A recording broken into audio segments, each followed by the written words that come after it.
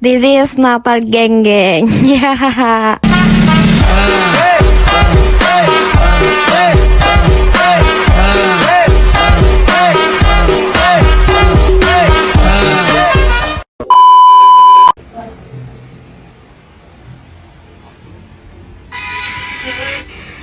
Halo guys, aku bakal ngerekomendasiin skincare. Dan skincare-nya itu namanya Glow Bomb. Nah, skincare ini tuh bagus banget untuk yang kulitnya kusam, berjerawat, dan sensitif. Nah, krim ini tuh bakal nyerahin kulit kusam kamu dalam 3 hari. Wah, cuma 3 hari. Cocok banget ini buat acara nanti. Di Shopee ada nggak ya?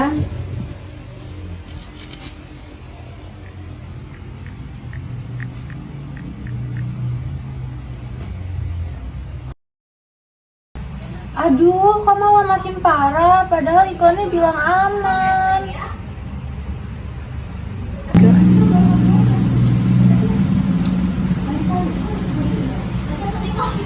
Mesa. Iya, masukin. Sini.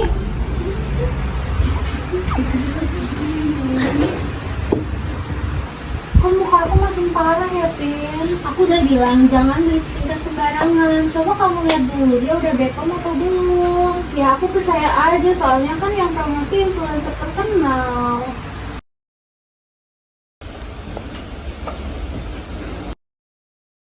Maisa, kamu telah menjadi korban iklan menyesatkan. Aku datang untuk membantu memahami fakta.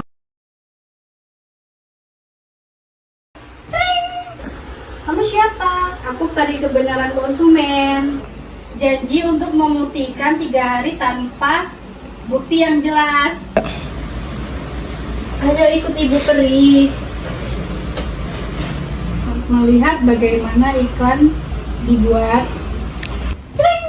Nah nih, kamu harus bilang produk ini instan dalam 3 hari ya. Kalau mah ini pemutih biasa aja. Tapi kan ini nggak ada izin BPOM-nya. Tenang aja, yang penting viral dulu. Uang iklan gede loh. Oh iya deh. Ya. Mereka udah tahu produknya berbahaya tapi masih tetap promosi. Tuh dengerin. Ayo kita balik. Bisa, kita harus jadi konsumen yang cerdas. Cek label, kandungan, dan izin BPOM. Jangan termakan omongan iklan. Iya, iklan yang menyesatkan itu bisa dikenakan sanksi Undang-Undang Perlindungan Konsumen loh. Iklan yang baik harus jujur, tidak manipulatif, dan tidak memanfaatkan ketakutan dari konsumen. Aku kapok tertipu iklan. Aku sadar mulai sekarang aku akan jujur akan memasarkan produk. Dan aku akan lebih selektif lagi dalam menerima endorsement. Ingat, jadi konsumen cerdas itu penting.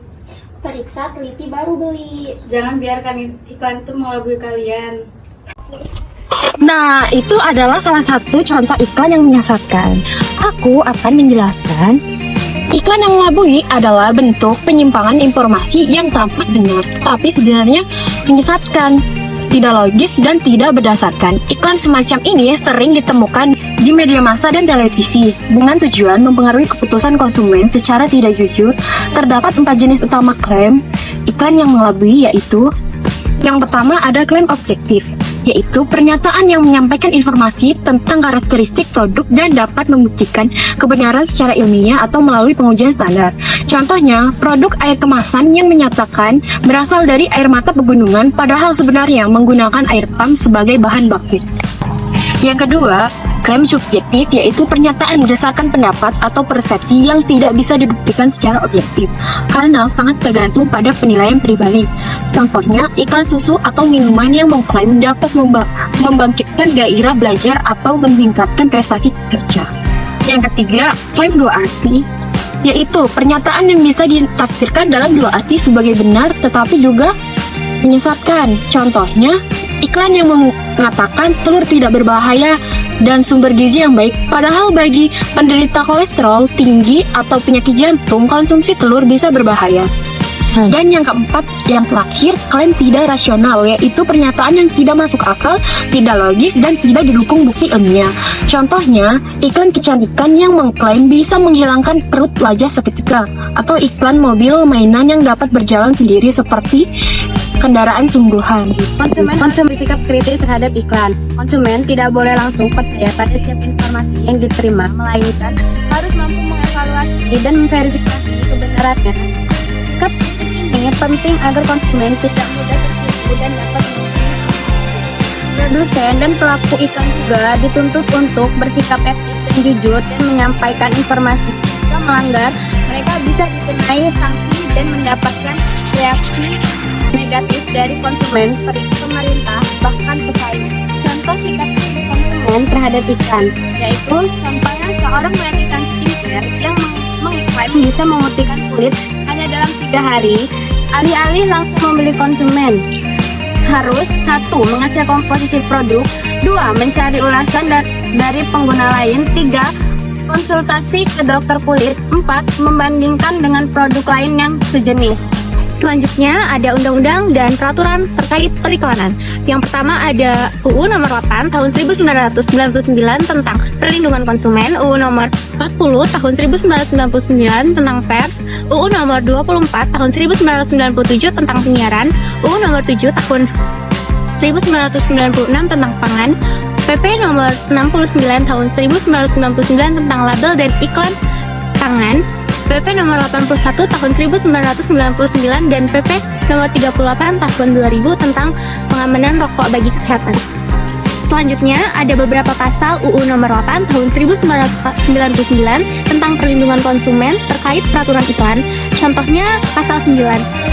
Pelaku usaha dilarang menawarkan, mempromosikan, mengiklankan barang atau jasa secara tidak benar. Selain undang-undang dan peraturan yang mengatur periklanan, juga terdapat tata krama dan tata cara periklanan Indonesia, yaitu Kode Etik Profesional dan Kode Etik Bisnis yang diakui dan diterapkan bersama oleh para asosiasi dalam industri periklanan nasional, beserta segenap anggotanya. Beberapa pasal yang tercantum dalam tata krama dan tata cara periklanan Indonesia yaitu sebagai berikut. Di tata krama sendiri itu ada isi iklan, ragam iklan, wahana iklan, dan pameran iklan. Baik, di tata krama sendiri itu terdapat isi iklan. Nah, di isi iklan sendiri itu ada hak cipta. Yang kedua itu ada bahasa. Di bahasa sendiri itu yaitu sistem komunikasi yang terstruktur yang digunakan oleh manusia untuk menyampaikan pikiran, perasaan, gagasan, dan informasi. Ketiga itu ada tanda asteris, yaitu adalah simbol tipografi yang berbentuk seperti bintang kecil. Materi selanjutnya yaitu iklan-iklan yang melanggar peraturan dan etika. Iklan tidak boleh melanggar norma sosial, etika, dan moral yang berlaku. Tujuan utama iklan adalah menyampaikan informasi produk secara jujur, bukan penipuan atau membingungkan konsumen. Selanjutnya iklan yang menyesatkan. Iklan yang memberikan klaim berlebihan, tidak sesuai fakta atau membohongi konsumen seperti iklan yang sebelumnya yang ada di video. Konsumen berhak mendapatkan informasi yang benar dan jujur. Banyak iklan melanggar peraturan dan etika periklanan, menyebabkan konsumen dan menerima informasi yang menyesatkan. Pelanggaran iklan dibagi menjadi 3 jenis, yaitu yang pertama ada substansial, yaitu iklan menyampaikan informasi tidak jujur dan melanggar hukum. Yang kedua ada profesional, yaitu pelanggaran hanya bisa dikendali oleh ahli. Yang ketiga itu ada situasional, yaitu masyarakat tidak menyadari adanya pelanggaran karena dianggap wajar.